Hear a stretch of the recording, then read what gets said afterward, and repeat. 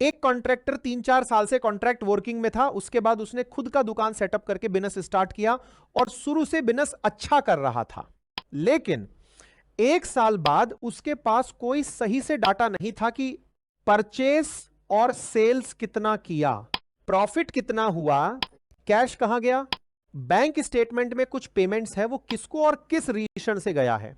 नया बिजनेस शुरू करते ही लोग प्रोडक्ट मार्केटिंग और सेल्स पर ध्यान देते हैं, लेकिन बहुत से लोगों को बुक कीपिंग का आइडिया नहीं होता। हो सकता है कि कुछ लोगों को यह खास ना लगे, लेकिन अगर आप महत्वाकांक्षी और लॉन्ग टर्म सोच रखने वाले बिजनेसमैन हैं तो आपको बात समझ आएगी।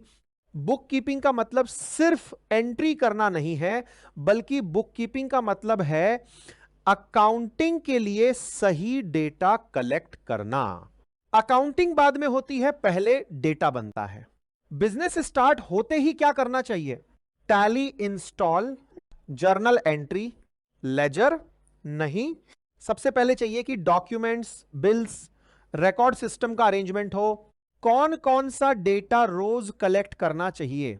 1, सेल्स बिल्स, 2, परचेस बिल्स, 3, सारे ही एक्सपेंस का डेटा, 4, कैश मूवमेंट, आज कैश कितना आया और कहां गया, 5, bank transactions, 6, stock, 7, assets, laptop, furniture, machine, vehicle, 8, loan किससे लिया, कब लिया, इंटरेस्ट, 9, कस्टमर आउटस्टैंडिंग, किसने कितना देना है, कब देना है, 10, सप्लायर आउटस्टैंडिंग।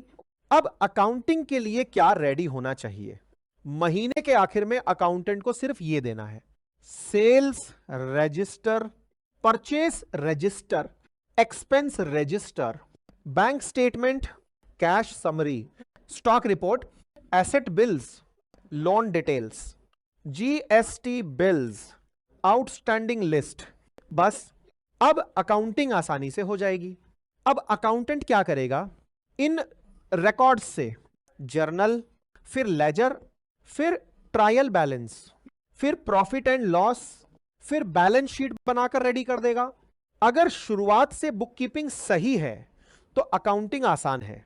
अगर बुककीपिंग खराब है तो दुनिया का सबसे अच्छा अकाउंटेंट भी सही फाइनेंशियल स्टेटमेंट्स नहीं बना सकता।